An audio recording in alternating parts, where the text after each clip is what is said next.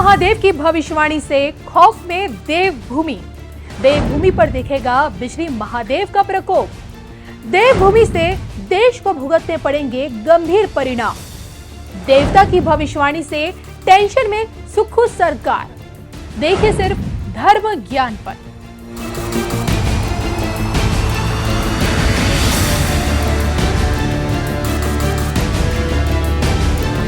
नमस्कार, मैं हूं आपके साथ कविता राणा। कुल्लू का ये बिजली महादेव मंदिर शिव के प्राचीन मंदिरों में से एक है। हिमाचल की वादियों में बसा जटाधारी का ये इकलौता ऐसा मंदिर है जहां देखिए हर 12 साल बाद आसमानी बिजली गिरती है। यानी कि हर 12 साल बाद शंभुनाथ का ये धाम बिजली का प्रकोप झेलता है और जब जब यहाँ बिजली गिरती है शिवलिंग पूरी तरह से चकनाचूर हो जाता है। हैरानी की बात यह है कि यहाँ बिजली गिरने से चीजों का नुकसान तो होता है, लेकिन शिव भक्तों को एक खरोच तक नहीं आती। अब आप इसे बिजली महादेव का चमत्कार कहें या फिर शिव भक्तों की अटूट भक्ति। बिजली गिरने के बाद भी बिजली महादेव का ये धाम बाबा के भक्तों से हमेशा पटा रहता है। आंखों देखिए इसी चमत्कार के आगे 21वीं सदी के वैज्ञानिक भी आज भी नतमस्तक है।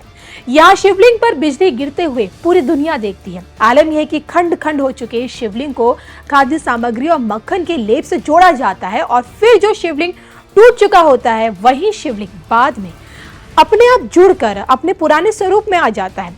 और शायद इसे कहते हैं बिजली महादेव का साक्षात चमत्कार। लेकिन क्या आप जानते हैं कि इस बार महादेव का चमत्कार नहीं बल्कि एक भविष्यवाणी देवभूमि पर कहर बनकर टूटेगी।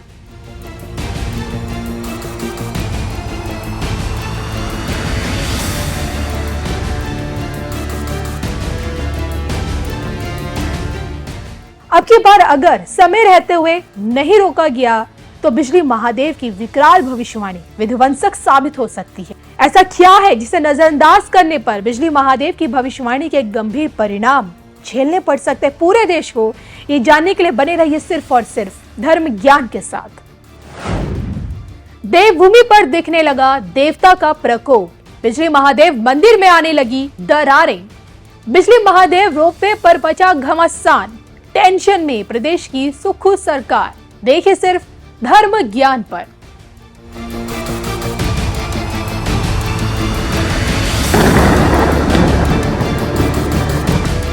इस वक्त हिमाचल प्रदेश की कमान कांग्रेसियों के हाथों में है। सुखविंदर सिंह सुक्खू प्रदेश के मुख्यमंत्री हैं और ऐसे में बिजली महादेव मंदिर में रोपवे बनाने की प्रक्रिया भी चल रही है, जिसे लेकर स्थानीय लोगों में भारी नाराजगी है।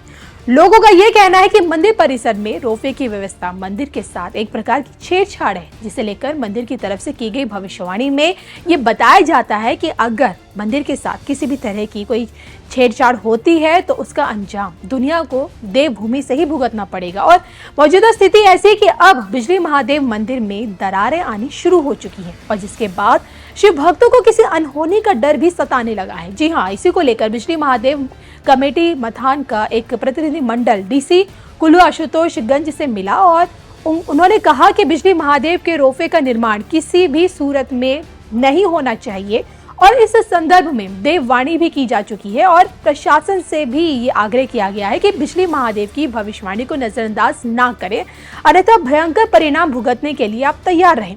तो मंदिर कमेटी के एक सदस्य शिवनाथ जी का ये भी कहना है कि उनकी 70 साल से अधिक की उम्र हो चुकी है, लेकिन देववाणी को नजरअंदाज करना जो काम किया जा रहा है नजरअंदाज करना, उसके चलते बिजली महादेव मंदिर में अब दरारें जरूर आने लगी हैं। और ये कह सकते हैं कि 100 बात की एक बात सिर्फ ये है कि देवता की तरफ से सरकार की रोपवे वाली योजना को खारिज किया जा चुका है और फिर भी सुखू सरकार इस पर कार्य कर रही है और जिसके चलते मंदिर में आई दरारों को देखते हुए मंदिर प्रशासन से इसे रुकवाने का आह्वान स्थानीय लोग कर रहे हैं। अब देखिए, इतिहास गवाह रहा है कि जब जब तीर्थों के साथ किसी भी तरह की छेड़खानी होती है, छेड़छाड़ होती है, तो अंजाम इंसानियत को ही भुगतना पड़ता है। जी हाँ, आपको याद होगा कि 9 साल पहले यानी कि 2013 में केदारनाथ में जो खौफनाक आपदा आई, उसके पीछे का मूल कारण आज भी धारी देवी के दिव्य धाम से हुई छेड़छाड़ को बताया जाता है। जी हाँ, 9 साल पहले केदारनाथ में जो विनाश लीला हुई, जो तबाही मची, जिसमें देखिए हजारों लाखों लोगों की जानें भी गईं, उसके पीछे की असल वजह अलकनंदा किनारे बसी मां धारी देवी को उनके मूल स्थान से हटाकर कहीं और स्थापित करना बताया गया, आज भी जाता है। और इस बात का खुलासा खुद देश की पूर्व विदेश मंत्री सुषमा स्वराज ने भरे सदन में किया था। दिवंगत सुषमा स्वराज ने ये बताया था कि कांग्रेसियों की सरकार में ही विद्युत जल परियोजना के नाम पर मंदिर को उसके मूल स्थान से हटाया गया और जिसके बाद कुछ ही घंटों में आसमानी आफत ने केदार घाटी को निगलना शुरू कर दिया था। आप भी देखिए इस पर सुषमा स्वराज ने सदन में क्या कुछ कहा था। बहुत पीड़ा के साथ मैं आज उत्तराखंड त्रासदी पर बोलने के लिए खड़ी हुई। सभापति जी, हमने सोचा था कि जब 5 अगस्त को ये मॉनसून सत्र शुरू हुआ, हम सत्र के पहले दिन ही इस चर्चा को शुरू करते, क्योंकि 2 सत्रों के अंतराल में ये सबसे बड़ी प्राकृतिक आपदा है जो देश को झेलनी पड़ी। इसलिए संवेदना का तकाजा था कि सत्र के प्रारंभ में ही इसकी चर्चा होती, लेकिन किसी न किसी कारण से ये चर्चा टलती रही और आज मॉनसून सत्र के 1 महीने के बाद 5 अगस्त को शुरू हुआ था, आज 4 सितंबर और वो भी शाम के 6 बजे ये चर्चा शुरू हो रही है। चलिए, मुझे इस बात का संतोष है कि कम से कम सत्र की समाप्ति से पहले तो ये चर्चा हो रही है। अगर हम ये चर्चा किए बिना उठ जाते, सत्र समाप्त हो जाता, तो मेरे मन में भी एक पछतावा रहता और उन पीड़ितों को भी लगता कि हमारी पीड़ा का बखान किसी ने नहीं किया। सभापति जी, प्राकृतिक आपदाएं तो इस देश में पहले भी आई हैं। अगर मैं केवल पिछले 15 वर्षों का आकलन करूं तो बड़ी आपदाओं के रूप में गिन सकती हूं वो राज्य जिससे आप आते हैं।